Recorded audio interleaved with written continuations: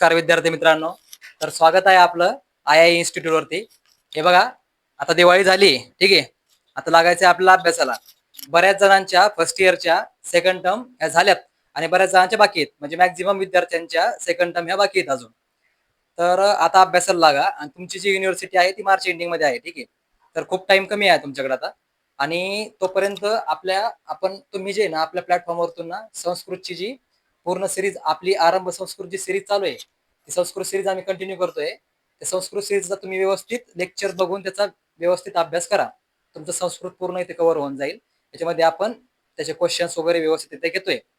आता आपण last lecture हे जे झालं पेपर 2 चं ते झालं आपलं निरुक्तीच्या लेक्चर 1 वरती. ते लेक्चर 1 मध्ये मी मॅक्झिमम निरुक्ती शिकलो तुम्हाला. लास्ट निरुक्ती होती इंद्रिय. इंद्रियम ह्या शब्दाची निरुक्ती आपण शिकलो. आता त्याच्या पुढे आपण पंचज्ञानेंद्रिय या शब्दाची निरुक्ती शिकू. तर आजची पहिली निरुक्ती आहे श्रोत्र. श्रोत्र म्हणजे काय?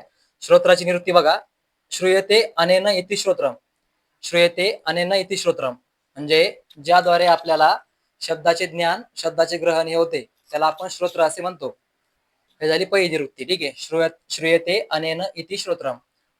सेकंड निरुक्ती बघा. सेकंड निरुक्तीमध्ये शब्दोपलब्धी साधनम श्रोत्रम म्हणजे शब्द ज्याद्वारे आपल्याला उपलब्ध होतात, ज्याद्वारे शब्दाचं ज्ञान आपल्याला होतं त्याला आपण श्रोत्र असे म्हणतो. जाई सेकंड निरुक्ती. शब्दज्ञान, शब्दाचे ग्रहण, ठीक आहे. पर्याय बघा. पर्याय आहे त्याचे कर्ण, शब्दग्रह, श्रोत्र. शब्दग्रह म्हणजे शब्दाचे ग्रहण ज्याद्वारे होते त्याला आपण शब्दग्रह म्हणतो. हे झाल्या पर्याय. श्रोत्राची निरुक्ती पुन्हा एकदा बघा. श्रूयते अनेन इति श्रोत्रम शब्दोपलब्धी साधनम श्रोत्रम. शब्दज्ञान किंवा शब्दाचे ग्रहण ज्याद्वारे आपल्याला होते त्याला आपण श्रोत्र असे म्हणतो. पर्याय आहे कान, कर्ण, शब्दग्रह, श्रोत्र, ठीक आहे. झालं श्रोत्र.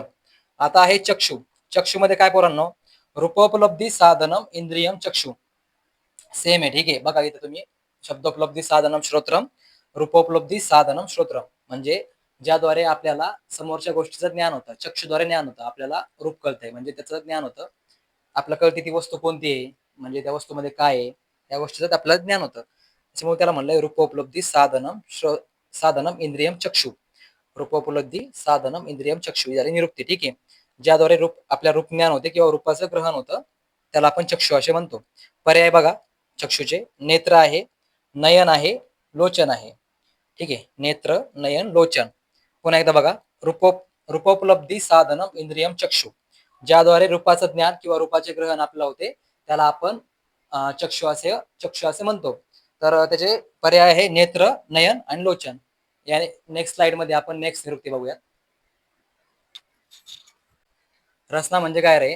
जे जीभ असते आपल्याला, त्या जिभेवरती आपल्याला रसाचा अनुभव होतो, ठीक आहे. त्याच्यामुळे त्या रसना असं म्हणलंय.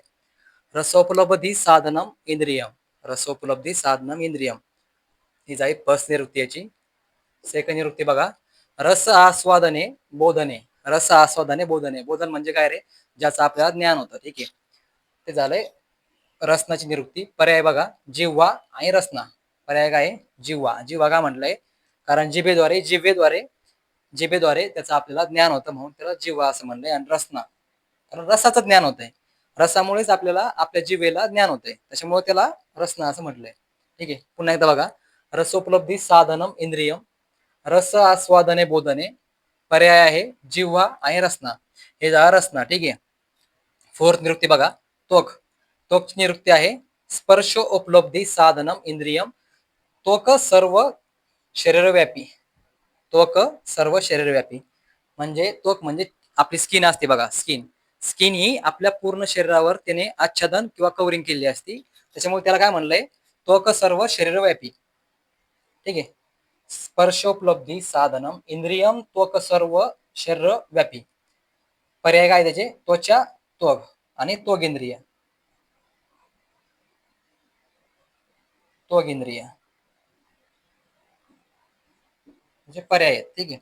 कोणकोणते? त्वचा, त्वग आणि त्वगेंद्रिय. त्वगेंद्रिय कारण त्याच्याद्वारे आपल्याला स्पर्श जाणवतोय म्हणून त्याला आपण त्वगेंद्रिय असं म्हणलंय, ठीक आहे. पुन्हा एकदा बघा. स्पर्शोपलब्धी साधनम इंद्रियम त्वक सर्व शरीरव्यापी ज्याची सर्व शरीरावर कव्हरिंग असते, आच्छादन असतं, आपल्या सर्व शरीराला त्यानं व्यापलेलं असतं, त्याच्यामुळे त्याला त्वक असे म्हटलेले. पर्याय बघा, त्वचा, त्वग, त्वग इंद्रिय. हे झाली त्वकची. आता बघा पाचवी निरुक्ती, घ्राण. घ्राणचं काय रे पोरांनो निरुक्ती बघा. घ्राण म्हणजे नाक. नाकाद्वारे आपल्याला गंधेचं ज्ञान होतं, म्हणजे गंध जो स्वाद असतो बाहेर हवेमध्ये, तो त्याचं ज्ञान होतं आपल्याला. गंध, गंधोपलब्धी साधनम इंद्रियम. गंधोपलब्धी साधनम इंद्रियम म्हणजे जे ज्याच्यामुळे आपल्याला गंध कळते त्याला आपण घ्राण असे म्हणतो. घ्रायते अनेन इति घ्राणम. घ्रायते अनेन इति घ्राणम. ठीक आहे, घ्रायते. पर्याय काय त्याचे, नासा, नासिकाग्र, घ्राण. नासा, नाकाला म्हणलं आपण नासा. ठीक आहे, नासा म्हणजे हे जे आपलं नाक आहे ना पूर्ण, हे पण नासा. आणि याच्या आतमध्ये इंटरनल जे आपलं नोज असते ना, त्याला पण एक नासा शब्द आलेला आहे. त्याच्यामुळे त्याला नासा, नासिकाग्र आणि घ्राण असे पर्याय. काय पुन्हा एकदा बघा, गंधोपलब्धी साधनम इंद्रियम, घ्रायते अनेन इति घ्राणम, नासा, नासिकाग्र, घ्राणम. हे आपले पंचज्ञान इंद्रियाचे जे 5 निरुक्ती होत्या त्या आता पण आपण कंप्लीट केलेले आहे. याच्यानंतर आता ह्याच्यात 3 निरुक्ती आहे ना पोरांनो, धी, धृती, स्मृती. या 3 निरुक्त्यामध्ये मॅक्झिमम टाइम तुम्हाला कन्फ्युजन होऊ शकतं. ते कन्फ्युजन होऊ द्यायचं नाहीये. मी एकदम सिंपल लँग्वेज मध्ये तुम्हाला समजून सांगितलंय. धी, देची निरुक्ती बघा, अदिते इति धी. अदिते इति धी म्हणजे काय लिहिलंय बघा, ग्रास्पिंग. काय लिहिलंय, ग्रास्पिंग. मी जे बोलतोय ना सध्या, हा मी जे बोलतोय, टीचर लोक जे बोलताय तुम्हाला समजतंय, म्हणजे ग्रास्प होतंय. ठीक आहे, तुम्हाला ते कळतंय आणि डोक्यामध्ये फिट होतंय की हा हे बरोबर आहे, सर जे शिकवतात ते कळतंय आम्हाला. ते ग्रास्पिंग असते. त्याला आपण धी असे म्हणतो. म्हणजे कोणतरी आपल्याला बोलतंय काही गोष्टी, किंवा आपण बघतोय, अनुभव करतोय, त्या गोष्टी आपल्याला समजताय, ग्रास्प होत आहे, याला आपण ध्येय असे म्हणतो. त्याचे पर्याय बघा काय तर, बुद्धी, मनीषा, धिषणा, धी, प्रज्ञा. यापैकी तुम्ही कोणते पण 2 किंवा 3 पर्याय लक्षात ठेवा. पुन्हा एकदा बघा, धीचं आदिते इति धी, ग्रास्पिंग, ग्रास्पिंग पॉवर जी असते आपली. बुद्धी, मनीषा, धिषणा, धी, प्रज्ञा. ही झाली आपली धीची निरुक्ती झाली. आता बघा सेकंड निरुक्ती, धृती. धृतीची निरुक्ती बघा, धारयति इति धृती. धारयति इति धृती म्हणजे आता जे आपण ग्रास्प केलंय ना, त्याला होल्डिंग कॅपॅसिटी, म्हणजे आपण केव्हापर्यंत स्टोअर करून ठेवू शकतो त्याला, आपल्या ब्रेन मध्ये केव्हापर्यंत ही इन्फॉर्मेशन स्टोअर राहू शकते, त्याला आपण धृती असे म्हणतो. बघा, होल्डिंग कॅपॅसिटी किंवा स्टोअर. होल्डिंग कॅपॅसिटी किंवा स्टोअर. पर्याय बघा काय तर, धारण, धैर्य, योग. निरुक्ती बघा पुन्हा एकदा, धारयति इति धृती, होल्डिंग कॅपॅसिटी किंवा स्टोरिंग कॅपॅसिटी असते आपली. त्याचे पर्याय धारण, धैर्य, योग. ती झाली धृतीची. आता बघा स्मृती. स्मृतीची बघा निरुक्ती. निरुक्ती, अनुभवजन्यम ज्ञानम स्मृती. अनुभवजन्य ज्ञान स्मृती म्हणजे जे अनुभवामुळे आपल्याला वेळेवरती ती गोष्ट आठवते. आता आपल्याला सरांनी क्लासमध्ये एखादी गोष्ट शिकवली, ती आपल्याला एक्झाम मध्ये बरोबर आठवते. ठीक आहे, हे झालं अनुभवामुळे होणारे ज्ञान, याला आपण स्मृती असे म्हणतो. त्याचे पर्याय बघा, चिंता, स्मृती, अध्ययन. चिंता, स्मृती, अध्ययन. ही झाली स्मृती निरुक्ती, अनुभवजन्य ज्ञानम स्मृती. आता आपण नेक्स्ट स्लाइड वरती नेक्स्ट निरुक्ती बघूया. आता आपण बघूया फोर्थ निरुक्ती, मती. मन्यते अनया मननवा. मन्यते अनया मननम वा म्हणजे जे मनन करतात ते. जे पर्याय बघा काय आहे, बुद्धी, मनीषा, धिषणा. बुद्धी, मनीषा, धिषणा हे 3 पर्याय आहेत त्याचे. आणि आता 5वी निरुक्ती बघा, बुद्धी. बुद्धीची निरुक्ती बघा, बुद्धते अनेन इति बुद्धी. बुद्धते अनेन इति बुद्धी, ज्या गोष्टीद्वारे आपल्याला बोध होतो, समोरचा काय बोलतोय आणि आपण प्रत्युत्तर काय द्यायचंय. ठीक आहे, हे पण एक बुद्धी जाई ना. बुद्धते अनेन इति बुद्धी. त्याचे सेम पर्याय, बुद्धी, मनीषा, धिषणा. हे झाले बुद्धी. मतीमध्ये जे आहे ना, मतीमध्ये आपण समोरच्याला ओपिनियन देऊ शकतो, आपलं मत काय आहे. ठीक आहे, याला एक त्याचा एक सायंटिफिकली अर्थ असा होतो की ओपिनियन काय आहे.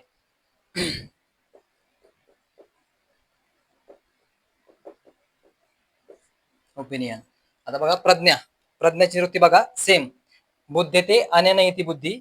ही निरुक्ती घ्यायची आपल्याला. या तिन्ही मध्ये आणि जे माग आपण शिकलो बघा, धी, धृती, स्मृती, या तिन्ही मध्ये ह्या निरुक्ती चालतील. बुद्धते अनेन इति बुद्धी हे निरुक्ती सगळीकडे चालती. तुम्ही बिंदास देऊ शकता.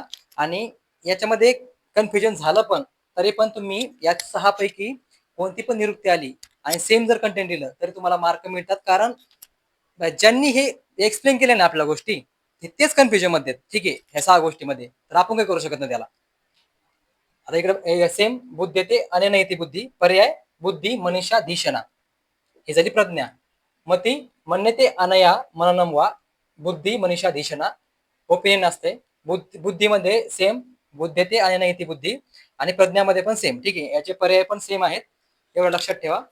क्लेद वाहना मूत्रम, जे आपल्या बॉडीमधून ज्याचा क्लेद असतो आणि त्याचे निस्सारण होऊन ते बाहेर पडते, निष्क्रमण, ज्याचं निष्क्रमण होते त्याला आपण मूत्र असे म्हणतो. त्याचे पर्याय बघा, मूत्र मल.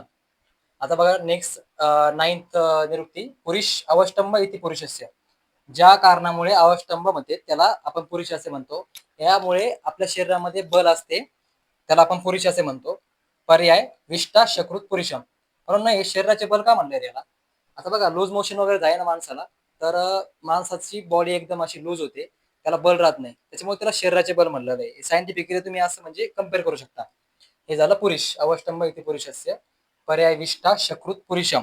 आता बघा स्वेद, स्वेद काय रे पोरांनो, स्वेदस्य क्लेद विद्रुती, स्वेदस्य क्लेद विद्रुती. क्लेद म्हणजे ओलसरपणा असतो, ज्याच्यामध्ये ओलसरपणा असतो त्याला आपण क्लेद म्हणतो. क्लेद म्हणजे घाम. त्याचे पर्याय बघा, घर्म, मल आणि स्वेद. ऍक्च्युली हे त्रिमल आहेत, त्याच्यामुळे त्याला मल म्हणलं. इथं आपण इथं पण याला मल म्हणू शकतो आणि इथं पण सेम मल आहे ऑलरेडी. ठीक आहे, हे झाले आपले त्रिमल. आपण नेक्स्ट स्लाइड वरती बघूया. आता बघा आत्मा, आत्माची वृत्ती बघा. आत्मा तत्व व्याप्ती इव स्यात यावद व्याप्ती भूत इति. काय रे, आत्मा तत्व व्याप्ती इव स्यात यावद व्याप्ती भूत इति, जे सगळ्या पृथ्वीवरती भूतमात्रा आहेत ना त्यांच्यामध्ये आत्मा ही व्याप्त आहे. आणि ती, हे बघा, व्याप्ती इव स्याद यावद, स्यात यावद म्हणजे सर्वीकडे जे व्याप्त आहेत ना त्याला आपण आत्मा म्हणतो. आत्माचं स्थान हे पर्टिक्युलर आपण सांगू शकत नाही, काही ठिकाणी आत्माचं स्थान हे संपूर्ण शरीर सांगितलेलं आहे, त्याच्यामुळे त्याला यावद स्यात व्याप्ती भूत इति म्हणलंय. ठीक आहे, त्याचे पर्याय बघा, क्षेत्रज्ञ आत्मा पुरुष. क्षेत्रज्ञ म्हणजे सर्व क्षेत्राला व्याप्ती असल्यामुळे त्याला आपण क्षेत्रज्ञ असं म्हणलंय. आत्मा आणि पुरुष, पुरुष का म्हणलंय रे, पुरुष म्हणलंय कारण ते आपल्या देहाच्या ठिकाणी स्थित असते, त्याच्यामुळे त्याला आपण पुरुष असं म्हटलंय. ही झाली आपली आत्माची. आत्मा तत्व व्याप्ती इव स्यात यावद व्याप्ती भूत इति. आता नेक्स्ट बघा रोग, रोगाची निरुक्ती बघा. रुजंती इति रोगा, रुजंती इति रोगा म्हणजे काय रे पोरांनो, रोग होता कशामुळे, आपले जे शरीरामध्ये दोषाचं जे दोष वैषम्य असते ना ते कारण असते रोगासाठी. म्हणजे दोषांची स्थिती प्रकृती बिघडल्यामुळे आपल्या शरीरामध्ये रोग उत्पन्न होतात, त्यालाच म्हणलंय बघा रुजंती इति दोष इति रोगा. रुजंती म्हणजे जे निरोगी माणसाला रुजत त्याला आपण रुजंती इति रोगा असं म्हटलंय. त्याचा अजून एक पर्याय आहे व्याधी, गद आणि रोग. आता इथे लक्ष द्या, हा PYQ येऊन गेलाय बघा, रोग, PYQ येऊन गेलाय रोग. रुजंती इति रोगा, त्याचे पर्याय व्याधी, गद आणि रोग. ठीक आहे, हे झालं रोगचं. आता निदान बघा, निदानची निवृत्ती आहे. निदाने माधव श्रेष्ठ. हे काय रे पोरांनो, निदाने माधव श्रेष्ठ, हे माधव निदान हा जो ग्रंथ आहे ना त्याच्यामध्ये रोग निदान, डायग्नोसिस, आपण जे कोणता रोग झालाय, पेशंटला कोणता रोग झालाय आपल्याला हे कळण्यासाठी ज्याला आपण हेतू असतो ना तो असतो निदान. हे बघा इथे लिहिलंय बघा पर्यायामध्ये, हेतू, अवसान आणि रोगी. याच्यामध्ये माधव निदान हा ग्रंथ श्रेष्ठ असल्यामुळे निदाने माधव श्रेष्ठ, निदाने माधव श्रेष्ठ असं म्हटलं आहे. हे झालं निदानचं. नेक्स्ट बघा, आता इकडे बघा रोगी, समदोष समाग्ने समातो मलक्रिया, त्याची निरुक्ती आहे. आणि अजून एक निरुक्ती बघा, रोगात रोग कारण, रोगात रोग कारण. समदोष समाग्ने हा श्लोक तुम्हाला क्रियाशास्त्रामध्ये तुम्ही पाठ केलेला आहे. हा श्लोक, तो जो श्लोक आहे ना डायरेक्ट इथे लिहून टाकायचा. आता त्याचा अर्थ बघा, समदोष समाग्ने म्हणजे ज्याची अग्नी समे, म्हणजे बरोबर अग्नी आहे, समदोष म्हणजे साम्य अवस्थे त्याचे दोष आहेत, हा झाला निरोगी. याच्या विरुद्ध जो जाईल ना, प्राकृत पासून विकृतकडे जो जाईल तो झाला रोगी. याचे पर्याय बघा, व्याधीत म्हणजे आपण रोगाचा एक पर्याय बघितला बघा, व्याधी म्हणजे ज्याला व्याधी लागते ना तो झाला रोगी म्हणून व्याधीत.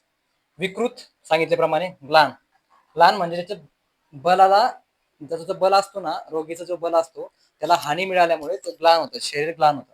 ठीक आहे, हे झाले पर्याय रोगीचे. समदोष समाग्नी समातो मला क्रिया हा श्लोक लिहायचा आहे, ते जाईल निरुक्ती. आणि हा पण लिहा चालतो, रोगात रोग कारण. त्याचे पर्याय व्याधित, विकृत आणि ग्लान. हे जाईल रोगी. भेषज चिकित्सा, भीषक वैद्य तेन जायते उत्पद्यते यत तत भेषजम. भीषक वैद्य तेन जायते उत्पद्यते यत तत भेषजम. पर्याय बघा, औषध, दवा आणि चिकित्सा. एखाद्या माणसाला रोग झाल्यानंतर तो जातो वैद्याकडे, ठीक आहे, आणि वैद्य त्याची चिकित्सा करतो, व्याधीवरती चिकित्सा करतो. म्हणजे व्याधीच्या अपयश झाल्यामुळे त्याला भेषज चिकित्सा, भीषक वैद्य तेन जायते, म्हणजे ज्याच्यामुळे जो रोग उत्पन्न झालाय त्याला वैद्य ट्रीट करतो. ही झाली त्याची निरुक्ती. आणि पर्याय आहेत औषध, दवा आणि चिकित्सा. हे झालं भेषज. याच्यावर क्वेश्चन कसे ते पोरांनो असते, 15 मार्कचे क्वेश्चन असतात. ऍक्च्युली 5-5 मार्कचे 3 क्वेश्चन असतात एसएक्यू. डायरेक्ट क्वेश्चन असतो, निरुक्ती तथा पर्याय किंवा निरुक्ती आणि पर्याय लिहा. आयुचा निरुक्ती आणि पर्याय लिहा असा क्वेश्चन असतो. किंवा मग डायरेक्ट येतो तुम्हाला, रोगीची निरुक्ती आणि पर्याय लिहा, कोणतेही 2 पर्याय लिहा, कोणतेही 3 पर्याय लिहा, असा आपल्याला एक क्वेश्चन पडतो. असे टोटल 3 क्वेश्चन असतात पेपर 2 मध्ये, ठीक आहे, एसएक्यू साठी. आपलं या सेकंड लेक्चर मध्ये जे फर्स्ट लेक्चर झालं त्याच्यामध्ये आपण हाफ निरुक्ती शिकलोय, आणि जी हाफ उरली निरुक्ती होती ती ह्या लेक्चर मध्ये शिकलोय आपण. आज येथे आपला जो निरुक्ती चॅप्टर होता ना तो पूर्ण कंप्लीट केलाय आज. तर तुम्ही त्याची व्यवस्थित लेक्चर करून तुमच्या हँड रिटन नोट्स तयार करा. आमच्या तर नोट्स आहेच, पण तुमच्या पण एक नोट्स राहू द्या, ते तुम्हाला काम येतील युनिव्हर्सिटीसाठी. तर आपण नेक्स्ट लेक्चर मध्ये परिभाषा चॅप्टर चालू करू. त्यापूर्वी मी एक तुम्हाला पीडीएफ ग्रुपवरती शेअर करतो. त्याच्यामध्ये जे पीवायक्यू आलेले आहेत ना, ते पीवायक्यू सॉल्व्ह करू, म्हणजे मी माझ्या नोट्स मध्ये तुम्हाला ते त्याचे फोटो टाकतो, ठीक आहे. तर भेटूया लवकरच आपल्या आय प्लॅटफॉर्मवरती. Stay high at your learning.